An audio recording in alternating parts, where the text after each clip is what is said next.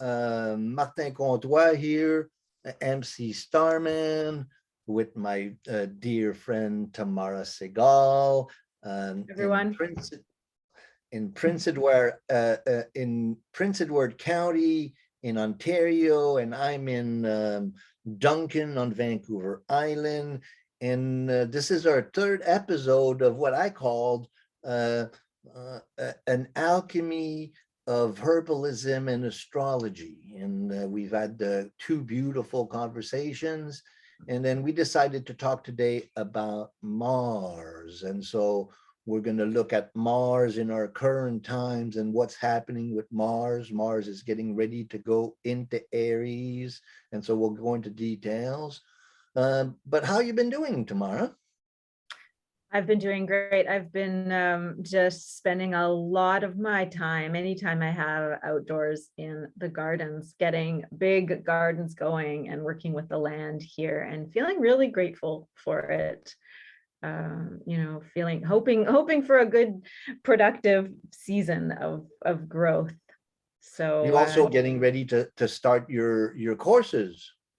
I am. We're generally doing a bunch of work here around the farm because the season is starting where we have people coming out for classes that I teach. And then also we run some events here, Chris, my husband Chris and I, around wild foods and medicines, and he's a chef and he teaches people about cooking and prepares these beautiful dinner events that focus on some of the wild foods that grow around here. So we have a lot of stuff to do around just preparing the land and the outbuildings and the spaces for welcoming people. And it starts in 10 days. So yeah. It really feels very Martian. Mars is definitely constellated, and then we'll talk about the Mars-Jupiter conjunction. It's an exciting time, huh? It feels like we're all stepping into our power much more, huh? I am feeling that, stepping into our power and engaging with the energy. There's kind of an increasing energy around that happens with the springtime. Yeah. How has it been for you? What's been going on there? A lot of gestation with everything that's been going on in Pisces, I kind of describe what I've been going through as a deep process of renewal and how Pisces is, there's something really deeply difficult about Pisces energy. I came up with a little poetic sentence of there's something really creative and in the concept of despair, so sounds, and so although this year the Mars, the Aries energy took more time, it felt like with all the concentrations of planets in Pisces that we've had over the course of spring, it's been a super cool and wet kind of spring, and it's reflected in my own consciousness. It's very fertile and yet very depressive. So it's kind of getting a bit of a slower start. We could use some of the active Mars energy to kind of stimulate a little more and heat things up a little. Absolutely. Do you feel that the spring is a little late, your growing season a little late in over there? Yeah, it has been late. We did have some hot days last week here in Ontario, and it was the first ones that we got. And then suddenly everything went crazy. It was, a few days. We were out of town for a couple of days, and we came back, and it was like, oh my God, everything's changed. All the trees are budding out, and the grass we just cut is huge again. And so the slow spring in a way is a blessing to try to have more time to get the gardens and everything everything ready and planted, and the stuff that you're clearing away, clear, whatever, without it overwhelming you. So I've been appreciating that aspect of it, although I really noticed the difference between when it's hot, and I just am so receptive to the heat. It totally energizes me, and I, like, I tend to run Right, cold. And so when it warms up, I'm like, okay, I'm open, and I can just get right out of bed and get going in my bare feet, and and then it gets cold again, and it's like, oh no, okay, I need right, right. to have a Well, that's bath that. and wrap myself up in blankets. And so I've Well, got on the island here, we're used to having, an early spring, and then this year it's, we all, like the growing season is about 3-4 weeks behind all the right. Yeah. It's been like that here, but it's amazing. You get like a few days of some powerful warm sun, and everything just catches up. I guess because also the angle of the sun is already calling for blooms and a certain stage of growth. So as soon as the heat matches that, it's like, wow, like overnight. It's amazing, so fast, which Well, is very Martian. let's look at that from an astrological perspective, and let's look at Mars. So this is what we're discussing today. And so Mm. here's some pictures of Mars in woodcuts from ancient times. And so we have the ruler of Scorpio and the ruler of Aries, and we're going to talk a little bit about the ram. And we see the god of Mars, the god of war, and all of that's attributed to Mars. And then in terms of the astrology of it, so here I have three charts for May 19th, May 25th, and May 29th. We're May 19th today as we're recording this, and we've been having a Mars-Neptune conjunction. And what I was talking about when we were getting started here is that all throughout spring, Venus, Jupiter, Mars, Neptune have been in Pisces, and we've just had this incredible conjunction of Jupiter and Neptune, but also Jupiter, Venus, and Neptune have been in conjunction. And then now, recently we've had a Mars, Jupiter, Neptune triple conjunction. And now this is the last of the Neptunian conjunction. So that's today. And Mars Neptune is very interesting archetypally in terms of, and we can talk about that.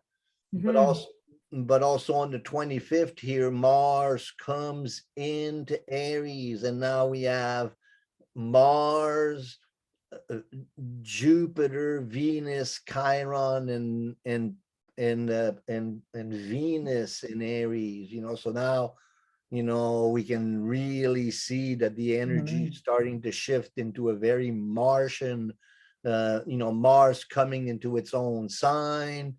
And then on May 29th, right before the new moon and right before Mercury turns direct, we have a Jupiter-Mars conjunction.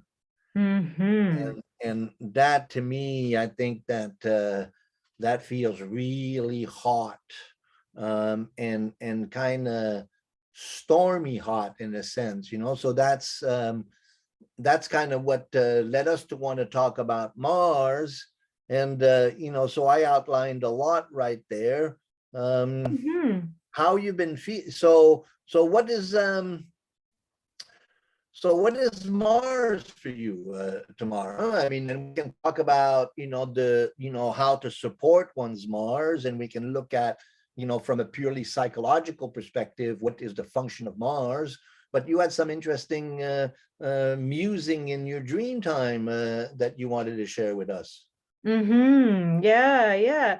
And even that time of day is kind of has this Martian energy. So what I was sharing a little earlier, I'll just catch up our viewers here, is I've been finding particularly over the last several months or so, for me, that that space in the morning when you wake up and you're still in bed, you've just woken up and you're semi still in dream space, but you're also more conscious, that a lot of things have come through really strongly for me in that space, into my consciousness, either pieces that I was dreaming or something that comes into my head just right then.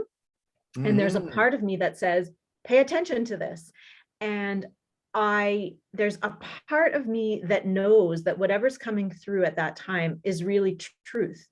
And it's coming from something like not necessarily anything that I've been thinking about consciously. So this morning that happened, and it was, and later on when we, just before we started recording here, we were talking a little bit about Mars, and I realized, hey, what was coming through for me had a bit to do with the energy of Mars.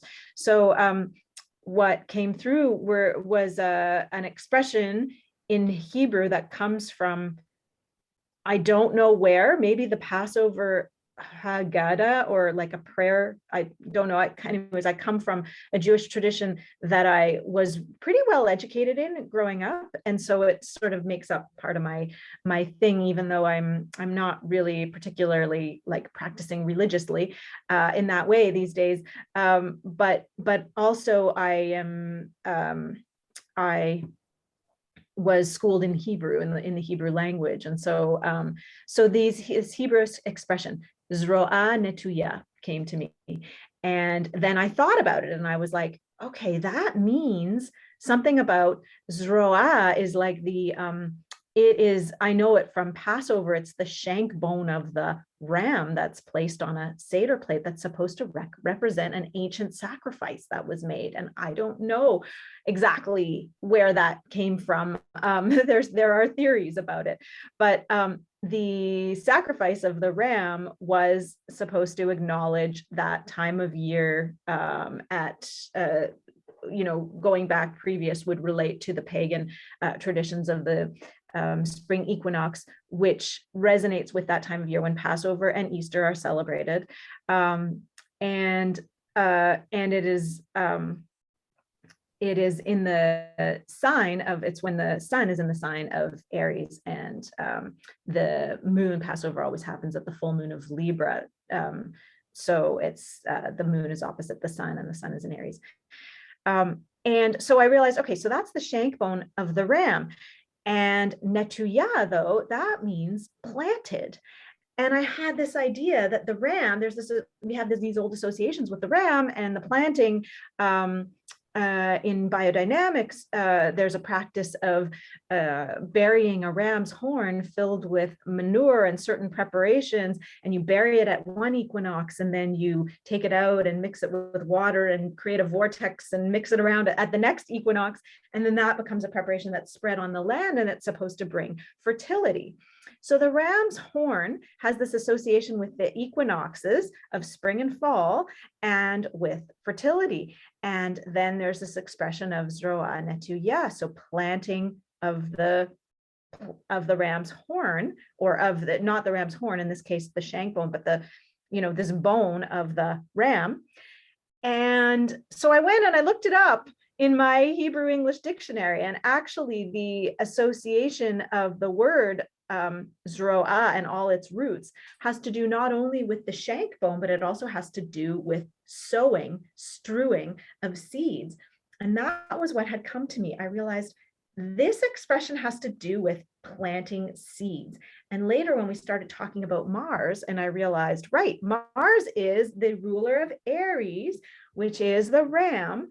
There is this association with planting. And so we think of, fertility as being, the earth should be fertile and it takes up, and, or like a woman is fertile. And the earth and the feminine is sort of Venus ruled. It's the receptive and it's the fertile, and it develops growth. But the planting, the sowing of the seed, that of course is Mars. And we can see that with the arrow that in the glyphs with the arrow that sends forth that that energy, sending it, sending it outwards, and then it lands and then it grows. It's the same with the wind pollinator plants that send their pollen out on the wind, and then they land on other plants that will receive them, and seeds can be developed. And so it's the force behind fertility, which is the masculine concept bringing the seed, right? And the feminine receives it. Right. So that's, we're feeling that these days as we're planting gardens and Absolutely. Yeah. It's interesting, because as I'm listening you talk, you get a sense that we're exploring the deeply mythological core of what astrology is. In her book, The Astrology of Fate, Liz Green describes the signs as from a mythological perspective, and she describes Aries as the quest for the golden fleece, which is a ram's skin, and the association with the early sacrifices of the ram, and how the ram was a teriomorphic meaning an animal conception of God. And we've been living through the age of Pisces, and we're on our way to going into the age of Aquarius. But before the age of Pisces was the age of Aries, and which was the age of the ram. And so we have in mythology, we have the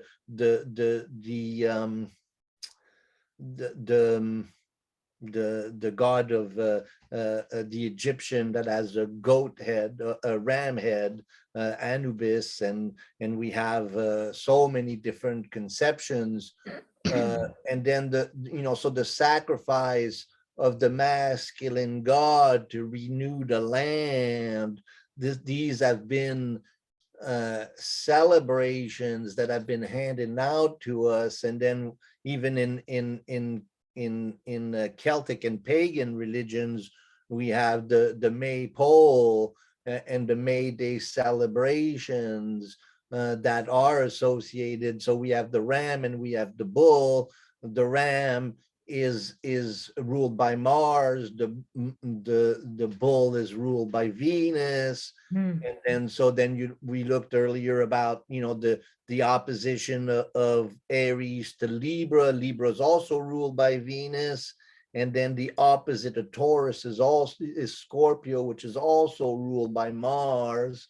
So these 2 months, of Aries and Taurus are strongly related to the harvest festivals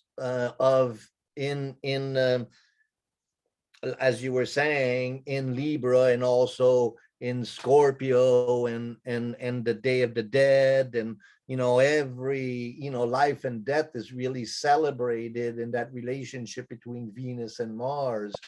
And so that really goes deep into the history of the development of the human psyche, huh?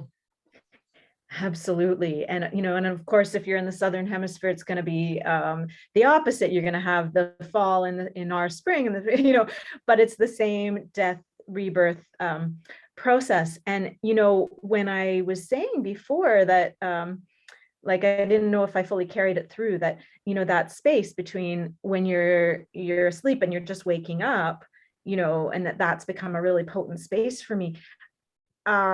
Relating that to this concept, I was thinking, that's the space between dormancy and life, and the time where we're taking things in, and now we're getting up and putting things out. So we've been asleep and now we're awake, and now we're going to bring our energy into the world. That's the crossover space.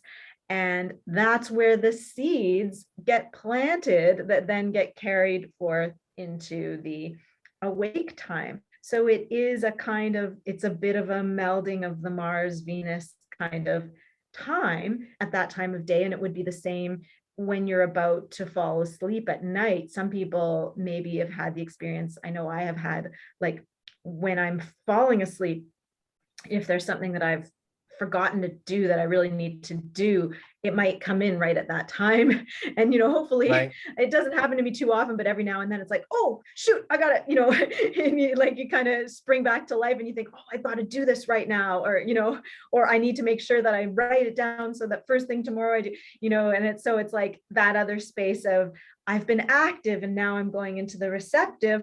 One more thing for the active, you need to, what you're sort of opening up, what's, for whatever is to come in, and there's that space. And so it's the same kind of thing, like, and so it relates to sleep, wakefulness, death, rebirth, receptive versus, giving out. And so this is the Mars Venus paradox. And interestingly, I feel like, it also brings to mind for me the Pluto concept, which we've talked about in other times, but Pluto really representing death and rebirth, the building and the destructive, kind of carrying both of those things. And of course, Pluto is the other ruler of Scorpio alongside Mars, so it resonates there. But the Mars Venus is a lot more, it almost feels like Pluto connects us with the archetypal a little more, whereas Mars and Venus are like, they're closer planets and they're more about how this is all affecting us in the day to day. I don't know. Well, Mars and Venus, are essentially, functions of our psyche that we're much more conscious of, how, Venus is what we love. Mars is how we express our will into the world. And these functions, it is very difficult for most people to connect with Pluto in their own psyche, because Pluto is outside the psyche, right? It's a collective. Well, it's not outside the psyche, but it's in the collective unconscious. It's not. It's my ancestral connections. It's my ancestral rage. I affectionately call Pluto the rage of the great mother. It's the I quote you on that a lot. Actually. Well, it actually comes from Liz Green and her book Astrology of Fate. But let's look at the archetype, of Mars, because it's so powerful right now. And as Mars, being in conjunction with Neptune right now, and then Mars is going to be entering into Aries, to me, that's going to really shift the energies, and especially that Mars Jupiter. So I wanted to look at the psychological functions, so in Jung, in Jung's work, in his alchemical work, Jung deals with these archetypes, these planetary archetypes, and he speaks of Mars as the planet responsible for individuation, and that's very interesting. So in our cosmology, we have the Earth and the moon that turns around the Earth, and the Earth that turns around the sun. Now, between the Earth and the moon and the sun, there's two planets. There's Mercury and Venus. And Mercury and Venus, their function is to support the union of the moon and the sun. So they're in between the moon and the sun. They're in between the Earth and the sun. Mars is the first planet that is outside of the orbit of the Earth. And so then the glyph, you got the circle, which is the sun, and the arrow, which means, okay, now I project myself into the outer world. Then comes Jupiter, then comes Saturn, and then the trans-Saturnian planet, the transpersonal planet. So the limits of the ego ends with Saturn, and Mars is the god that's responsible for expressing my will into the world. So, you look at the sun being the what I seek to shine into the world, my masculine urge to shine into the world. The moon is the reflective nature of the great mother, of the personal mother, but also how I mother.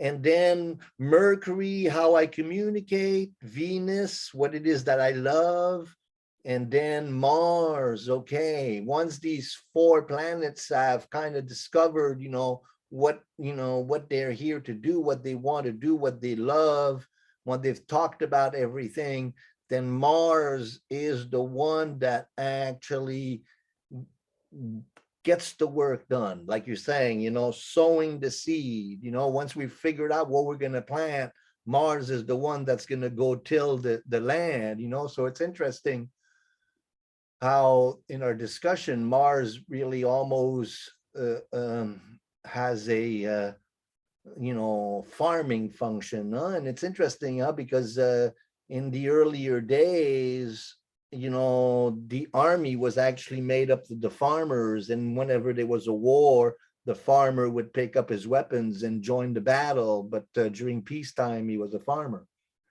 Right. So then Mars, the farmer. So there is that both creative and destructive force that I think is significant there. And so we see so you were talking about how we have this polarity between Mars and Venus, the masculine and the feminine, and Mars being the ruler of Aries. The opposite pole on the wheel is Libra. And so then Libra is ruled by Venus. And we have Aries in the very beginning of spring at the turn of the spring equinox. And we have Libra at the turn of the autumn equinox. So in that sense, we have Mars acting as the fertility god, the spreader of the seed and bringing energy to new life. Once that seed gets planted, then the earth hugs it and adorns it with all its gifts of minerals and nutrients and moisture, and it allows it to grow and develop, and it nourishes it, and it creates all this life. And so then that's the next phase, when the sun moves from Aries into Taurus.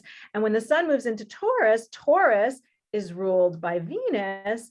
And then on the opposite end of the year, in the fall, we have the next sign over from Libra, which is Scorpio.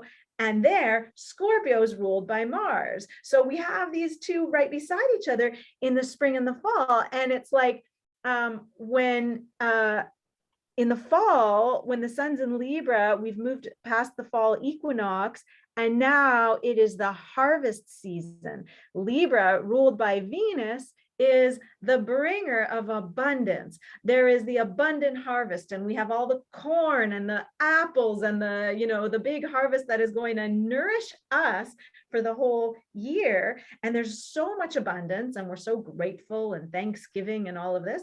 And then we move into Scorpio, and it's like, now we stop harvesting. We let the plants die. We let the leaves fall. We let the trees go dormant. The earth goes into its sleep, and the cold, the frosts come here in Canada, and everything, all the life that was there, your beautiful aromatic basil plants turn to mush, and it's like, oh. And that Scorpio season is ruled by Mars, and it's the destructive Mars. So we have Mars, the bringer of life, in Aries, planting the seeds and bringing that energy of driving life forward. And then Venus carries it, produces the life. In Libra, we make the harvest, and then Mars comes along again in Scorpio and tears it down. You get these storms and these frosts, and now all that life is being destroyed. And of course, that death is necessary to become food for the new life that will grow again in the next season. So, right. I mean, with the god of war, it's interesting because it's a, it's a destructive force. And then if there's no war, then the same people that were using weapons could use them to turn the earth and drive new life. When we talk about war in terms of warring between humans, to me, it feels like, well, I don't know what place that has. That feels like it's not as necessary, right. as the death process. But I don't know. I mean, one thing that happens with war, a good friend of mine who's very connected with earth energies, I remember her once saying that, the part of the reason maybe we have so much war is because the earth needs blood. And if women were more, if they more regularly actually gave of their own blood, their menstrual blood, back to the earth, there would be less need for war, which is an interesting thing to consider. Well, especially with everything that's going on the debate of abortion and all of that. But let's try to focus on the energy on or our attention on what's going on right now and how to best resource the people. So we have this kind of this delayed spring and kind of this frustrated, Mars in Pisces, which was really difficult. And then today we have this Mars Neptune conjunction, and then Mars is coming into Aries. So, the Mars is the call to the hero and the call to the renewal and so how what are some of the herbs that one would use to strengthen one's Mars and to strengthen one's willpower? What is your experience with that? Yeah, well, so Mars is considered to be the masculine force. So it relates to that aspect within us on our mental, emotional, and our physical level. It relates to the reproductive force, the energy behind reproductive health and, hormonal support for that. So that's a piece of Mars. Mars on the physical also really does relate to blood. Its metal that it resonates with is iron, which the blood carries. And of course, the blood is the life force. That is what is bringing new life. So on physical human reproduction, we have the seed, the egg being fertilized, and then it is developed with blood within the mother's womb. And so this is a piece like managing blood flow and circulation and building blood, making sure that there is enough blood flow, enough iron. If you have a depleted Mars physically, you might not have enough iron. You could be anemic, either because you're losing blood, because you're bleeding somewhere, somehow too much, or because, in some other way you're not getting or producing enough iron or absorbing it or whatever. So that's a piece. And it's driving the energy that allows you to deal with, the demands of life, because it's the energy. Mars is the energy that makes you able to do things, make things happen. And so in that sense, it has a relationship with the adrenal glands, which are, right at our core and allow us to respond to stressors, to the stresses of life, and have the energy to manage that. Our adrenaline, if we're under a lot of stress, gets secreted there, but also, different stress hormones that allow us to adapt to whatever is coming at us. And so for a lot of people, in these modern times, they have adrenal issues where their adrenals are under functioning, they're fatigued, because people have, there's so much stimulation all the time, and there's so much demand on our energy. There can be a lot of stress a lot of people are dealing with, from just the demands of their work life and their family life, to like whatever personal issues they're going through, to like financial issues, to concerns about possible war, or whatever, all the things that these are all stressors on the system. So that's a piece dealing with the adrenal gland. So this is all issues of Mars. And so there are a number of different ways that we can support our Mars with food and medicine. And I can get into that. I don't know. Does that trigger anything? Do you have? Well, I know that definitely triggers something, and I want to ask you about that for sure. But then, I was thinking as you were saying, and I was thinking of my own energy, because Pisces is really important for me, because I have my 3 planets there: my Sun, Mercury, and Venus. But like the Mars conjunction with Neptune in Pisces, then at that point, the Mars function is not that strong, huh? And so then No. how do you boost up the blood? How do you boost up the iron? And how do you support the adrenals? Yeah. Yeah. So I think that, this is collectively to in whatever way we're all experiencing this as Mars and Neptune are conjunct, because Neptune is having the influence of dissolving and dissipating everything and turning everything into everything, all Right. being connected and sending it away on the waters of life. And so this potency, this energy that is our individual selves, that allows us to express ourselves in the world and can physically show up as our blood, our iron, also our muscles, our muscle mass. This is being dissipated with this influence, and particularly people who have a strong Piscean influence in their life, which we both do, we might feel it even more. And thankfully, very soon, because Mars moves fairly quickly, it's going to move into Aries, and Mars will move into Aries, and it'll express itself a lot more strongly. So right now, it feels like we are in this space of, we're just waking up and we're still a little bit in sleep, and the dream space is feeding into the a conscious space, and we need to make space for that, even though Mars's desire is to go, go, go. It can't quite, but it can also have an effect of making people, diverting their attention, making them lose their focus, making them feel like they don't have enough energy, or they just want to sleep more, or that kind Absolutely, of thing, like a absolutely. bit. Sorry? Absolutely, absolutely. So, as you're speaking, like that, I'm seeing, my own symptoms of energy, and the chi is just not, it's kind of dissipated and watery. And Mhm. with the big shift of Mars coming into Aries, so then, Mhm. of course, nettle comes to mind in terms of, really nurturing the iron. Mhm. What are, I mean, I know iron is very difficult to get into the blood if you are depleted in energy. So what are some of the strategies that you use with your clients to help To help get it in. integrate more iron? Yeah, so yeah, absolutely. Nettle really resonates with Mars because it's very high in iron and it builds the blood.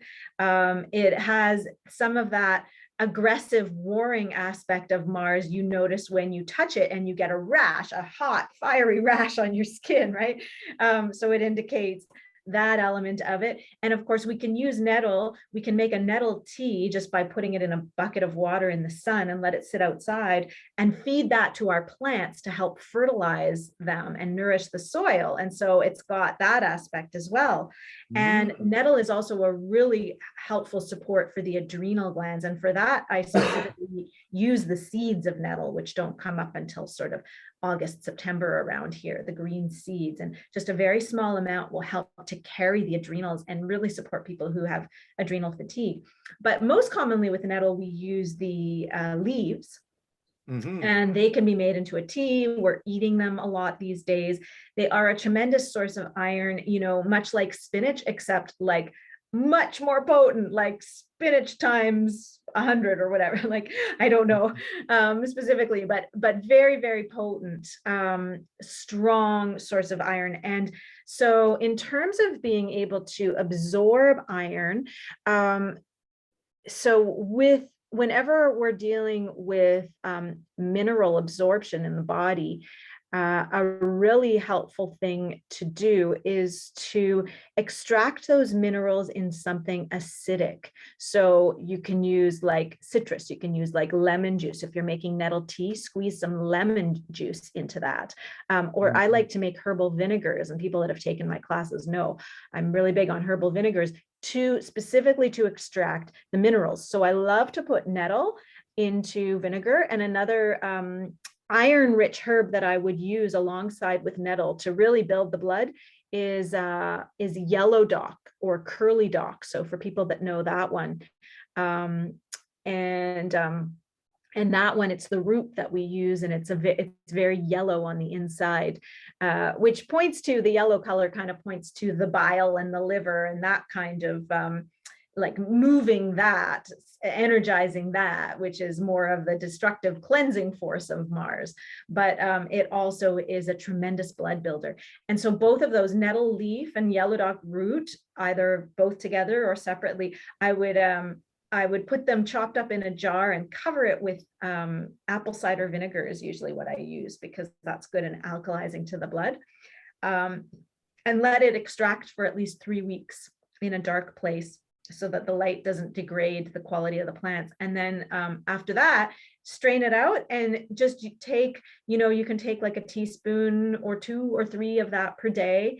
You can add it to your salad dressings, or, put it in hot water. Some people like to have cider vinegar in hot water in the morning, maybe with a bit of honey to cleanse their system. So you could use this infused cider vinegar, and it would have the effect of cleansing, alkalizing your system, but at the same time, it would also be nourishing your blood with iron and many other trace minerals. So the acidity, anything acidic, draws minerals out and makes them much easier for us to absorb. And when we use apple cider vinegar, or if we use lemon juice too, they will also contribute a little bit to our stomach acid, which then helps to trigger our whole digestive system, that feeling of acidity in the stomach, like, to a healthy degree, not over acidity, which would be excessive Mars.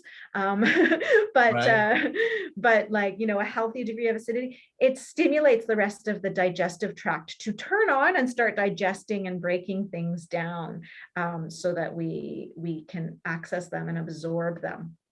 So that's a big way that I would work to support the iron and therefore the blood with the Mars aspect. And then, thinking about the nettle seeds, just adding a small amount. I like to take a small amount, like a pinch with honey daily, or that's what I would give to people who need some adrenal support, and it's tremendous. It can be really helpful. And we also use the roots of nettle. And those are really, that's men's medicine. That's really Mars medicine, in that it helps. It's really supportive for the prostate gland if it's inflamed. It helps to bring it down. It can help to manage reproductive health but focusing specifically around that area, around the prostate, for men. So it's like, it really focuses on that area of the core, the adrenal glands and the prostate, and then also the kidneys, which I didn't get into as much. But so really our core, that place where our life force, our hara, our jing, our chi comes from. And that's what, like nettles really support that. And that's, a big aspect of our Mars on a physical level. Cool. So that's for the iron. What if my adrenals, what if I'm exhausted, then what can I do to support my adrenal? Right. So, I said, so the nettle seeds is a really big one. Just the dried seeds I give on a spoon with a little bit of honey. If you're not sure, if you haven't tried it before, you take a pinch. That's it. And just try that. For some people, that'll be too stimulating. And then you might need to do other things to support your adrenals before you move into nettle seeds. For some people, they won't feel much, and then you can take more. Like what I sometimes do is in the winter, I just sprinkle some, more than a pinch, like, up to a teaspoon on my hot cereal in the morning and have it that way. And that's fine too. And I know some people extract them in oil because they are oily, and it is the oils and the fats that really nourish the adrenals. Your adrenals are coated in fat. And this is an interesting thing because actually it makes me think of Mars and Venus again. Your adrenals are ruled by Mars. They're, that energy, that life force that gets you going and responding to stress and able to handle it. But they need to be nourished and protected in order to function properly. And so healthy fats are really important for supporting your adrenals. And that, of course, is the Venus, the nourishing aspect that holds it, that holds you and allows you to feel relaxed and safe so that you can then express yourself in the world, right? Wow. So it's bringing healthy fats into your diet. And I know there are some herbalists that would say sometimes what you need is ice cream. And not something I would normally say, but I know that the fat and the milk and the sense of nourishment and abundance that comes from that is then, and that allows you to relax. And it also can cool if there's excessive heat, like your adrenals are really overstimulated and it's too much. It might not be the best idea to be taking in sugar and dairy, but for some people at the right time, that might actually be your medicine. And it's very Venusian. Ice cream is like Venus, right? Rich, fat, delicious, sweet, the cream. So yeah, cool. Thinking about other healthy fats like coconut oil, avocados, right. Your like hemp seed oil, nuts and seeds in general, and really focusing on making sure that you're getting those good healthy fats and not substituting the craving that you will have for fats. If your adrenals are compromised, you will crave fats and you might crave sugar, which is probably actually more of a fat craving. That you deliver that, you satisfy that craving consciously with high quality fats, none of these, more crappy vegetable oils, like canola oils or, right. Or nothing with foods that have hydrogenated oils. No, never. And you might crave them and subconsciously you're picking up something from the store that's loaded with those because you want, part of you wants it, but you want to make sure you're giving yourself the good fats, not the harmful fats that will actually. This is all really amazing information, and I'm taking notes. And again, connect with Tamara. Her courses are amazing. If you're in Ontario, and close to where she is, you should definitely check her workout and her workshop series. But I know you do some work online as well. So what's your website again? Hawthorne Herbals.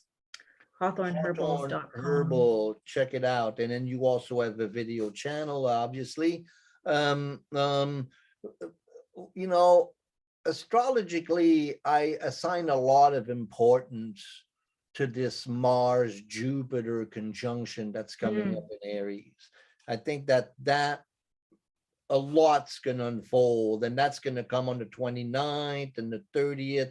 The 30th is the full moon, is the new moon, and that's followed by Mercury turning direct. So I see a really powerful shift of energy. First, when Mars comes into Aries, in a few days here on the 24th, and then on the 29th and the 30th, the Mars-Jupiter conjunction. How does that feel? And how does, that feels like completely the opposite of Mars Neptune, right? Mars Neptune feels like, and then Mars Jupiter feels like superhero. And so how do we go? How do we go from being so tired to kicking into superhero mode? And how do we support our health to that? Yeah. That's a good question, isn't it? It is a good question. I mean, and showing that when we were looking at those charts that you showed, that chart around the 29th, which feel free to share it again if you Sure. I'm if getting you it want. ready. You know, what stood out to me So the was, 29th, you're looking, okay, over here. yeah, we're with the Mars Jupiter conjunction, yeah. Um, and Right. it's I guess it's around the new moon in Taurus. So Mars and Jupiter conjunct in Aries, the very beginning of Aries. So first of all, or I mean, it's a few degrees in, but it's close to the beginning. You know, the beginning of any sign I associate with the energy of Mars, because that's the sowing forth of the seeds. Now they're being strewn and they're taking root. And it's got that forward energy, that active force that is carrying all of the energy of whatever wants to manifest in the time period of the influence of this sign. So we're already in this period that's kind of Mars influenced, being at the beginning of Aries. And then, of course, Mars is in Aries, the sign that it rules. So it's expressing itself really strongly. And then it conjoins with Jupiter, which expands and creates abundance and just like amplifies this energy even more. Now, I know you were mentioning that could relate to aggression, because of course Mars has aggressive elements and Jupiter would amplify that. But looking at this conjunction and its relationship to everything involved, what I'm seeing mostly is actually like a lot of positive energy. I mean, already Mars is expressing itself in a healthy way in the sign that it rules, that has to do with sending out seeds and growth and fertility. And Right. then it's trining, or it's sextile Pluto on the one side, and then it's sextile the moon and Mercury on the other side. And then moon and Mercury are trining each other, are trining Pluto. And so we have this this nice, beautiful blue triangle with Mars and Jupiter at the top. And so it feels like actually Mars is going to be very supported there. And Jupiter in Aries also, I mean, Jupiter expresses itself quite nicely in Aries for the most part. So I'm feeling more like this could be a time where there will be an opportunity really to energize whatever activities we want to be focusing on, and to really maybe step more into our individuated selves, everything that we've dreamed and that we've been working on internally over the winter months, and Right. also throughout this period, maybe in this period that's kind of feels like delayed, and Mars and Neptune are conjunct and everything's watery and not moving forward, that we can use the end of this period to allow whatever is showing up in our consciousness to kind of just for us to recognize it and to clarify more on a personal level without putting anything out into the world. What is it that I am dreaming of? What do I want to bring forth? What do I want to see? What do I want to participate in? What do I want to let burn up, float away, not be part of me? And then having the energy and the life force and the balls to move forward with it in as Mars conjoins Jupiter and Aries. Yeah. We Yeah, just we just did a video on the coming full moon, I mean new moon, sorry, on the 30th. Oh, And nice. this triangle that you're speaking of, you know, you can Yeah. see it on the chart of the 19th, you can see it on the chart of the 25th. It's this triangle there, Mercury Sun conjunction. You know, on the 21st, you have the Mercury Sun conjunction, and Ah, it's in sextile to the Mars Neptune and trine Pluto. And then it continues again, you know, all throughout you know, these next 10 days mm, and into the other side of the new moon, and then Mercury turns retrograde, direct, and then after that, on the June 3rd, Saturn turns retrograde. So we'll talk a lot about that.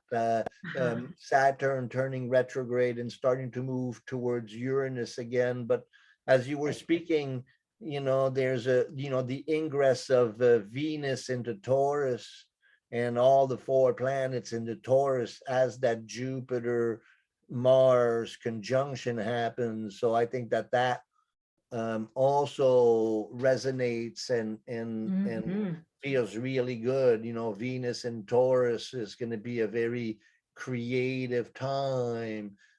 Yeah, I hear what you're saying. It's not necessarily negative. I think that with Mars and Jupiter in Aries, one would have to be careful not to overdo things, huh? Yeah, I think you're right about that. Uh, but it does feel like there's a sense of balance.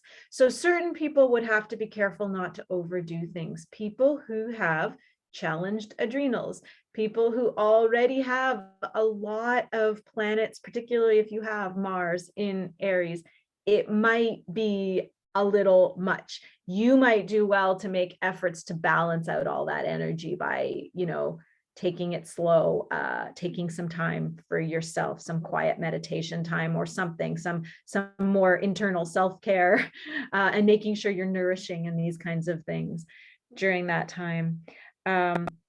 But as a follow-up to this dissipated Mars Neptune conjunction, I think it'll feel really good. And with Venus moving into Taurus, that's a really good point. So we have Venus and Mars both in their ruling signs, and it feels very fertile. It feels like, yeah, a lot of things can take shape. In I my in Yeah. my analysis and in my work with people, I've been working for a long time with people that were really challenged in their relationships. And I Mm, find that there's breakthroughs in that, more harmony. You know, we in the winter and at the late fall there, we had the Venus Mars conjunction, huh? And Venus and Mars travel together from fall into winter, and they were in conjunction like almost for 4 or 5 weeks there. They traveled yeah. together, and that was a really difficult time for relationships and a lot of time of reassessing. And now it seems like we're finding our way a little more. It's definitely easier to be in relationships now. And then that's what I look forward to with Mars coming into Aries, is a better sense of my ability to express the masculine side of my personality in a safe way. Yeah. And so not to healing the masculine archetype in our society is very, very difficult to, and we were talking about that before we press record, how how challenging it is to really, express masculinity in a healthy way. And so in that sense, Mars Jupiter conjunction in Aries could be a really beautiful example of expressing masculine energy in a beautiful way, respecting, the Taurus, the Venus archetype as well. Yeah, it's making me think maybe I'll give make mention of some good stuff I've been taking in. I really appreciate the work of Pat McCabe. For those of you who might know of her, she is such a beautiful inspiration. She is an elder from well, I know she's part of the Lakota tradition and also is a Dine born, so southwestern US, and she just does so much good work, and you can find her work, like she's interviewed a lot on podcasts and she writes, and so a lot of her work has focused on the actually supporting the masculine in these times. And there's this fabulous interview that she did on another really great podcast that relates to this, which is called The Mythic Masculine by, I think his name is Ian McKenzie, but I might be wrong about that, but something like that. Anyways, the Mythic Masculine podcast. So he's really exploring the masculine element in modern times, and just talking about it in reference to all sorts of different, talking about it in relation to the sacred feminine, but also a lot of different, men that are doing work related to this in different ways. And it was a few years ago now that she was interviewed on that podcast, but it was amazing.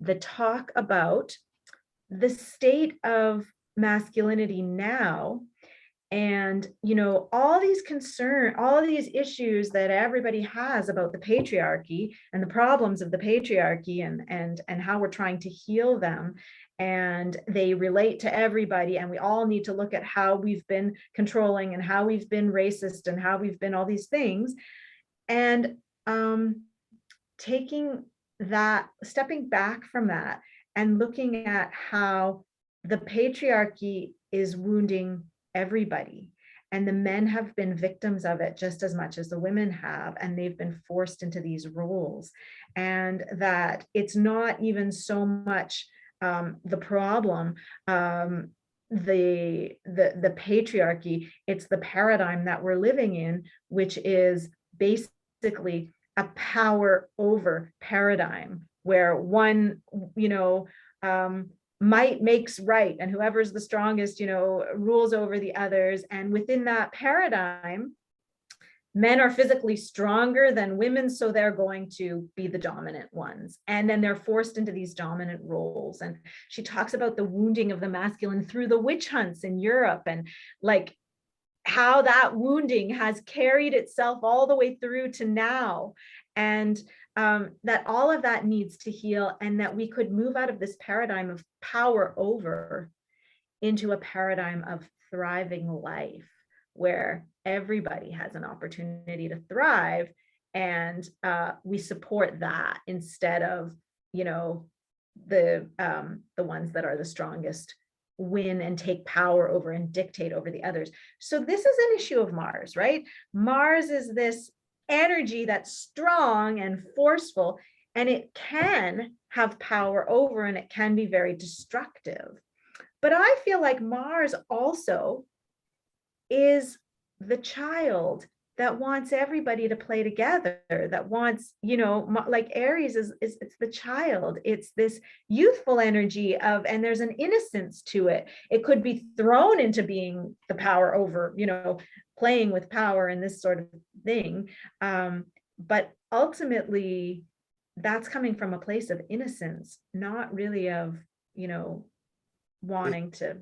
It's interesting how whenever you see charts with the strong Mars Jupiter connections, like a Mars Jupiter conjunction, or Mars Jupiter opposition, or a square, any kind of strong Mars Jupiter aspects usually translates into incredible leadership qualities. The captain of the team comes up often, Right. in a Mars Jupiter. And so, as you were talking, and in reflection to to where we've been today in this visit is really a need to have a different relationship with the Mars archetype in healing our masculine side and our masculine expression, and that is just as important for a man as it is for a woman to have a healthy relationship with Mars. And I think that this particular conjunction of Mars Jupiter will give us an opportunity to express our the masculine side of our personality in a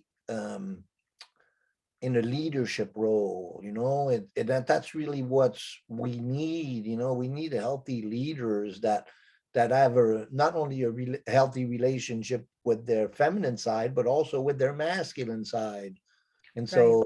so that really puts a very, very beautiful twist on that Mars Jupiter conjunction. That's beautiful. Yeah, I like that. It seems like maybe this period that we had through the winter and early spring of Mars and Venus being conjunct and traveling together all this time, it provided an opportunity for a sharing of energies, but also with that sharing meant that there was, in some cases, some conflict because you're a little too close. And, and then now they're separated and everybody's about to move into their power role where they can express themselves healthfully.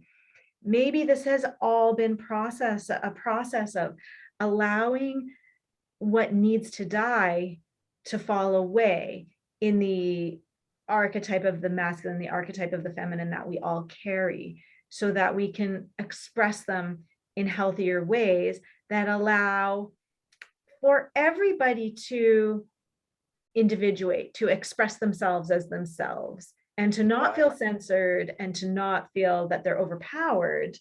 But yeah, that's exciting. I like looking at it in that way. Absolutely, absolutely. And the last time that Mars was in Aries was last year, and Mars was in Aries for 6 months last year. Right. Because of retrogradation. Retrograde, yeah. And that Aries Mars made 3 exact square to the Saturn Pluto Jupiter conjunction, that was really, really key to the evolution of our crisis. So I think with the Mars returning into Aries and conjuncting Mars this time, and towards the end of Mars in Aries, Mars will be in a square to Pluto. Right. And so we'll have to look at that and follow the movement of Mars. And so we'll do another video on that in this. But I really like this because in my own process, I know that I have to have a healthier relationship with Mars, not as an abuser warrior, but as a farmer healer kind of dude, and so yeah, but in a sense also as a warrior for what is right, and that may be that the way we express that best is in a healer archetype, in a way of looking at the manifesting the divine masculine in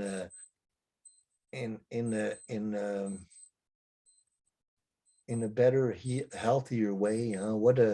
What an interesting way to leave this discussion, or to meditate on that for all of our viewers and for ourselves.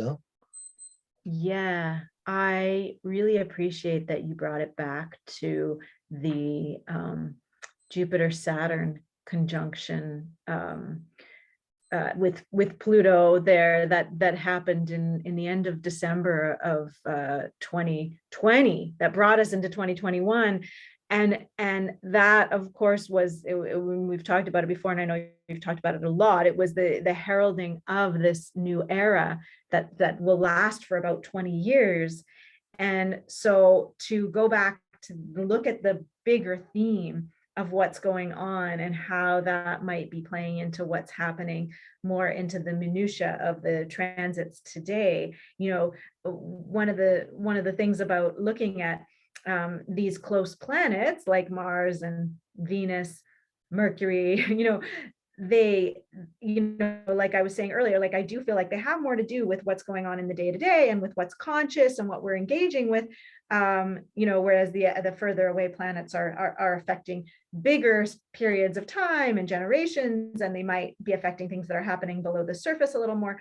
So with Mars, we can get fixated on what's going on here. We can get like a little myopic and not see the bigger picture and our place within it. And it's so helpful, and this is one of the ways that I think astrology is so helpful. We have these maps and we can look back and say, okay, we're in this bigger process that's been going on for a while and will continue for a while, and we're at this stage within it. So how does whatever's happening for me right now play into all of that? And what was happening for me at the end of December 2020 when we moved into 2021, and how can I relate that to this passage right now? And then, it just enriches our experience so much. Absolutely, absolutely. How beautiful. And what so we looked at it back, and then if we spin it forward a little bit, I'm really looking forward. Well, I have my Mars in Gemini myself, and then the sun is about to enter into Gemini, and Mercury has been retrograde in Gemini, moved out into Taurus, but we'll be back into Gemini. And later on this year, Mars will come into Gemini and will turn retrograde in Gemini, and we'll spend 7 months in Gemini. And so we'll have to talk about that too, because I think that that's going to be very, very significant in the expression, because that's what it is. It's just that we have to learn to express Mars in a healthier way in our own process. And so in a Mars in Gemini, I think that's going to be those 7 months there are going to be great times to write a book. Well, Mars, if you have a writing project, Mars in Gemini for 7 months, take advantage of that. Placement. And you and I both have Mars and Gemini, so this is another connection we have with our charts. But so it will be interesting for both of us, and it'll probably give us a lot more energy behind our expression if we make videos too during that time. So yeah, it would be really interesting to focus on. And I think the idea around expression in general too, like, because Mars is the active and it's putting things out there, and then Gemini, ruled by Mercury, is all about communication. So when we have Mars in Gemini, it's activating that communication. It's very exciting, and I think it really resonates with us. Anybody who has a Gemini sun or a Gemini rising or a bunch of planets in Gemini will experience this a lot. Or if they have a strong influence of Mercury in their chart, I think they'll find that the Mars's transit through Gemini will have a strong effect on them, particularly around the area of communication. And when we're talking about the struggle of Mars, it's like Mars wants to be active and communicate. It's this masculine force that is also sort of being attacked, because if you're like a white male, you can't, you can be attacked because the patriarchy, because racism, because all these things are coming up, and we need to be fair and we need to break them down and all these things.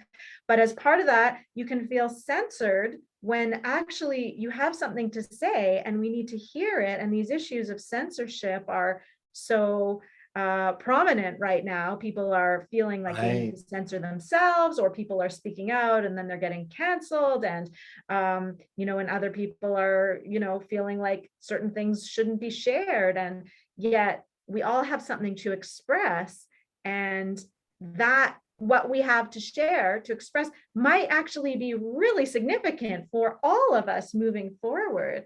So hopefully that transit of Mars through Gemini will allow all of us collectively to look at the issue of expression and censorship, and kind of allow, in that arena, the aspects of that need to die, and the aspects that need to come out and be expressed to come forward. I think that would bring a lot of healing for all of humanity.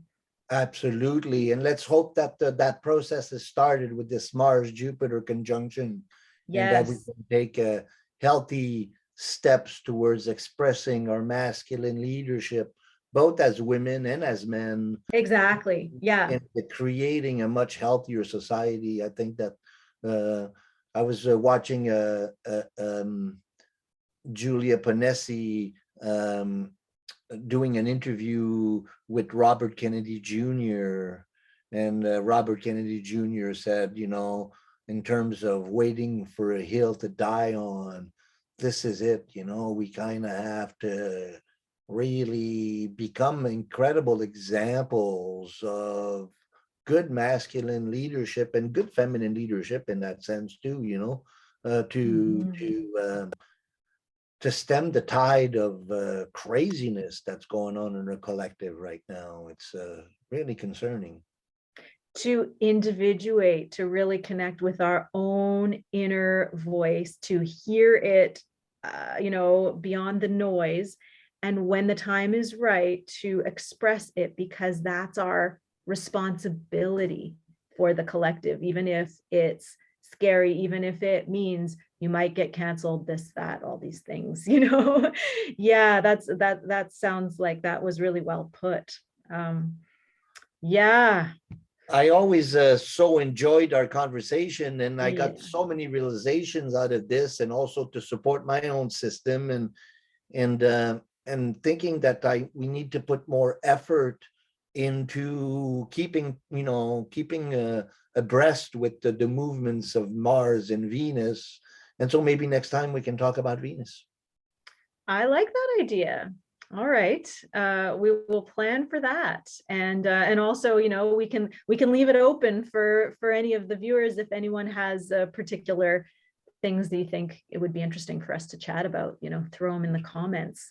We're happy to hear. But I like talking about Venus next. It seems like a smooth transition for us. Absolutely, absolutely, yes. The engagement of the viewer is so important. In finding your voice. If you like what we're doing, subscribe to our channels. Hawthorne Herbals for Tamara, the Healer and Dreamer Astrology for me. Comment, ask questions, like the video, share them. This is how we grow, and you have a big part in to play in that. Thank you so much, Tamara, for this beautiful visit. Thank you, Martin. It's always a pleasure. And I also got a lot of richness and food for thought and ideas from it. So we will definitely do it again. Thank you for initiating it. That was a good Martian kind of move. Wonderful. We'll talk soon. Okay. Big love. Woohoo! All right. Bye-bye. Okay, so that's it. We did. Oh, no, it's still recording.